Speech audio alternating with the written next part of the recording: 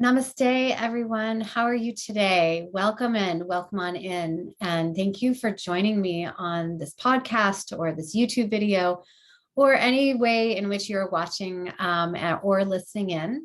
And, today's going to be a little bit interesting. I have this intuitive sense that I'm supposed to be vulnerable.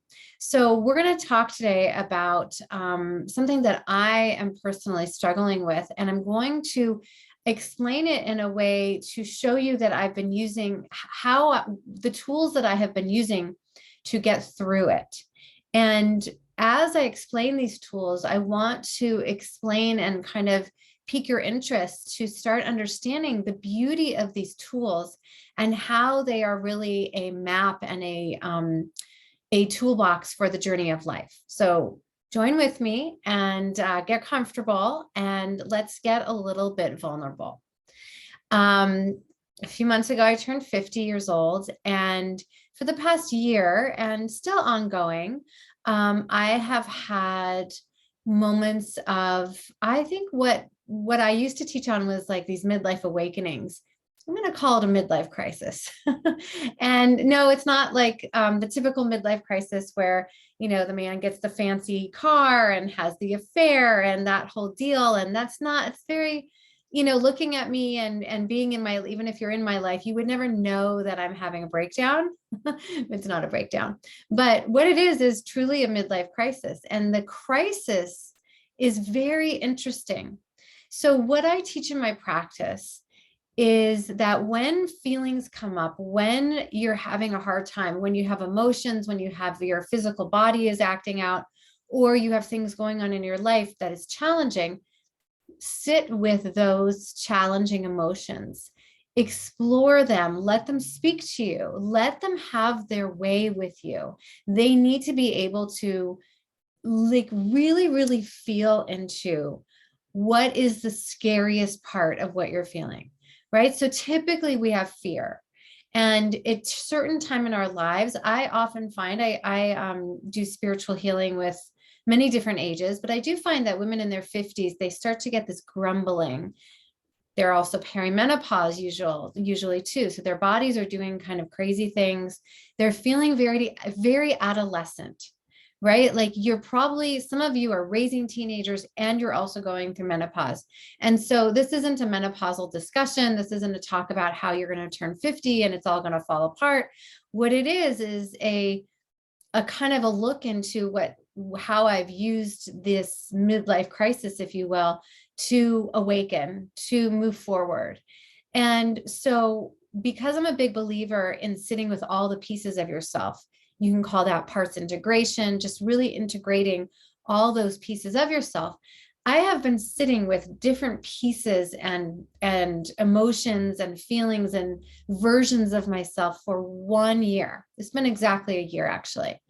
And as I get closer to the kernel of truth, right, that sacred center that's inside of me, the one that I always teach about, I think that, we teach about these things and then the universe says, okay, you need to know them fully. And so as I get closer to the sacred center that I am, that essence about me that is untouched by the wounds, traumas, grief,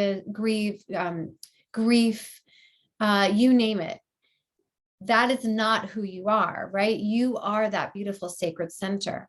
And the challenge is to uncover that. It's like peeling an onion layer after layer after layer, and it keeps on going, and you feel like you're never going to get to that jewel, right? That beautiful sacred center. The beauty of the sacred center is that it's always here for us. It's the humanness, it's the stuff we've gone through that we have to sift through and unpack so that we can come back to that sacred center.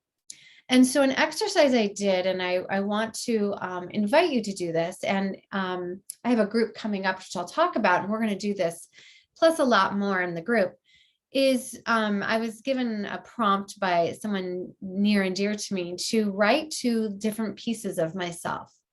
And as I've been writing to different ages of myself, the soul before I came into this world, the vision that she had for me, my 90-year-old self, and the messages she has for my 50-year-old self, the 14-year-old girl, that really wasn't sure she wanted to choose life and felt very alone and isolated.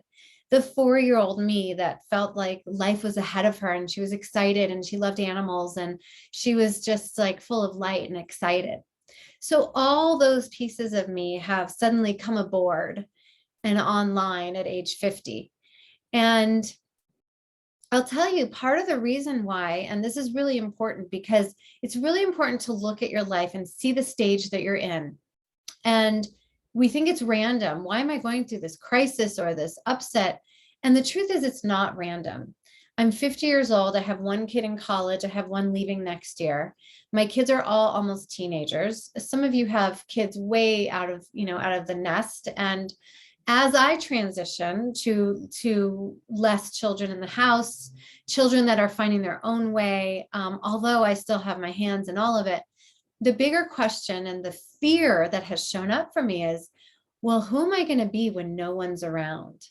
And that has created a massive amount of anxiety. So some of you love this idea and this vision of who you will be when your kids are gone and out of the house. And others have a horrible feeling that they won't know who they are. And I'm somewhere in between. I have done massive work on myself. I have created a practice based around this. I am in trainings and I continue to do trainings and always up leveling myself. But I've been sitting here for 1 year, looking into my 50s, which means then my 60s, 70s, God willing, my 80s and 90s. And I thought, oh my God, it's going to be pretty quiet. And I'm really freaked out because what happened was my 14-year-old self said, oh my God, you're going to go back to that space where you're all alone. Everything's dark. There's no reason to live. You're unsupported, you're unheard, and you're never going to make it. And you're never going to get past that. And you're going to be so lonely. And I have, in so many ways, broken open, right? It's not about falling apart, but literally broken open, trying. And I haven't really contacted this 14-year-old girl until very recently. And I think that's why I can talk about it. Trying so hard to figure out why my future felt so dark without my children around, without the noise and the driving and the caring for. And what I finally figured out was that she has been running the show. And she's saying to me, oh, watch out. It's going to be ugly because it was ugly then. And it's going to be ugly now because you're the same person. And so what I had to do, instead of saying, I'm not going to listen to you, that's not true, I gave her the show. I invited her to the stage and I let her speak about all the ways in which she felt broken, about all the ways in which she felt unsupported, unloved, how the future looked so dark, how she was never going to get out of this stage. And I let her have I gave her the stage. I let her have her way. And she was able, I wrote this all down, and she was able to express herself fully. And then I asked my 90-year-old self, what did my future look like? How did I figure it out? And really the answer was that I integrated her, that 14-year-old little girl. I integrated her into my life. I allowed her to release and heal and look backwards into past generations of darkness and sadness. And I allowed her to be everything that she needed to be in order for her to completely change her tune.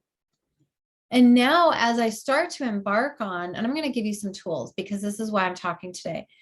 As I start to embark on this path of, wow, it's not going to be quiet in my household anytime soon. But this idea of turning 50, like for you, it could be 60. For you, it could be 75. For you, it could be 40. It doesn't matter when it is. It's all personal, right? A midlife crisis, if you will, is completely personal. There is no age. And so I had to really use this beautiful tool that I have been using in my practice with my clients and in the groups I've been leading.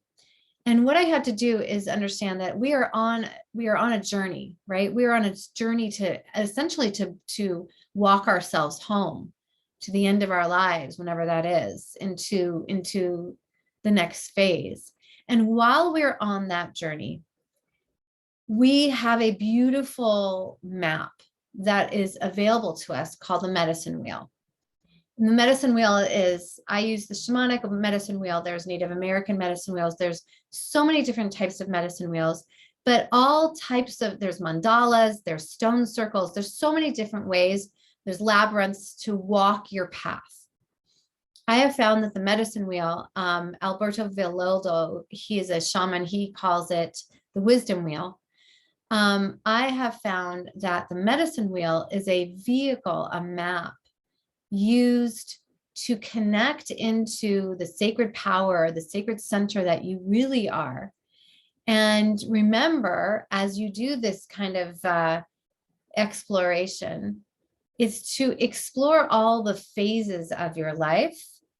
And at each phase you visit, and we'll talk more about that, at each phase you visit, you release, you bring in, you explore, you integrate. It's a dance. And it's a cycle. If you think about the cycle of life, it's all a circle, right? Your DNA is a circle. Your cells are circles. The seasons of life, they're cyclical. I've talked about this before, the Jewish tradition. The Jewish tradition is amazing because it's all filled with Jewish holidays that are associated with each season, but they unpack you personally and spiritually in a different way. Circles are symbols of healing and wholeness and integration. I love it. It just speaks to me. And they have incredible power because people use circles to connect into the divinity, into the divine. And they've been doing it in different traditions and in different ways for centuries, for ages, for generations. And often people will go on walkabouts or vision quests or nature quests. And this is something that I'm starting to do with my clients, is like a very small integration, a version of a nature quest, which is going out into the wilderness or your version of wilderness. It can be even your backyard for a certain amount of time to explore the different phases of your life. And just allowing things to arise really gives those pieces of us space to integrate, to speak, to heal, to know each other better. The medicine wheel is a symbology of a great journey. You've probably heard of Joseph Campbell's The Hero's Journey. The hero's journey has many different phases. This is very similar. You look at the different parts of you and where you came from, your ancestry and where you're going, and then you get a big vision of yourself. It's a fourfold path towards that wholeness and healing and personal power. And so we base it on there. It's based on the four directions: north, south, east, and west. We always start in a certain direction. And the power of it can be traced through this number of four, right? As I said, 4 seasons, 4 elements, even 4 letters in your DNA. What else? 4 parts of integration, including body, mind, soul, and spirit. There's a huge power in the number 4. So when we talk about energy medicine and this beautiful energy medicine wheel, it corresponds, as I said, to north, south, east, and west. And then there's some extras, which is the divine connection, the Mother Earth connection, and of course your sacred center. And so I used all of these directions to help me remember and get to the core of my sacred center. So the south, the direction of the south is represented by the serpent. And it's about how to leave behind the beliefs and the stories that we have used, and it's served us in the past, but it's no longer serving us. So we learn how to walk and do this dance with Mother Earth, almost like belly to belly, right? Like just really releasing. And then the direction of the West, the medicine of the West is teaching us to stand in your truth, to die to the old roles that were played. It's about releasing your genetic lineage, embracing the positive, but releasing the old stuck beliefs, the old generational ancestral wounds that you carry in your DNA, that your future generations carry. And it's about releasing that and letting them go as well. And then the north, represented by the hummingbird, reminds us that every step we take is sacred, right? We reconnect. We are not our stories. I am not the story that I turned 50 and I fell apart, and I didn't fall apart, but that's not my story. You are not the wounded healer. Your story is that you are whole and healed and joyful and abundant and blissful. And you came in this human vessel, this thing called a body, to learn lessons and to grow. That's your wound. That's your trauma, but we don't lead with it in this direction. And finally, the East, the medicine of the East is the eagle. It's to look above as the vision and to reconnect to why you came here. Why are you here? So that 90-year-old self in me said, child, this is why you're here, my dear. This is the vision of what you have and what you had, and you're here to reclaim that vision. It's how we bring our dreams into the world. And so the beauty of what that I have found as I've gone through my own metamorphosis and turned into my own butterfly is to trust the path that you're on. Use the map that works for you, whether it's the hero's journey or maybe it's the wisdom wheel, this beautiful sacred medicine wheel that is here for all of us. And so I encourage you to figure out what path, what tools, what map works for best for your personality, for your body, for your own journey, and to find what works for you. Because in a time of great ascension and great change in our whole world, we are being asked to choose life, to choose ourselves, to make a decision to stand in our truth and stand in our light. And so that is the beautiful vehicle that I use, the medicine wheel, a map to find all pieces of us, to integrate all of that and become one yet again, to remember and rediscover that we truly are one. So I hope you enjoyed that little lesson, that little vulnerability from me. I'd love to hear from you. What are you going through and how do you use, what map do you use? What do you need as far as tools on your own journey? And so just to kind of recap, part of the dance of this medicine wheel is to really understand that it's not just a Native American tool. It is a tool accessible to all people. And so I'd like to invite you, especially women, to a group that I am starting in early September. It is called the Sacred Center Circle. And it is for women that are done pushing their nervous systems too hard. They want to form and remember and create a new belief about themselves. They want to live in their truth, and they are ready to release the old junk that they came in with, remember that good stuff, and really integrate all pieces of themselves to remember that they are whole and they are beautiful and they are magnificent just the way they are. So if you have any interest in joining me in September and a beautiful group of women twice a month on Zoom, then join me. It will be recorded. You can get all the details in the show notes. We'll put it in the show notes. You can get a link to the flyer, and you can always email me at ariela@mysoulcentered.org. And so from here, I wish you a beautiful day, a beautiful week in whatever time you're watching this. And I send you with so much love. Namaste.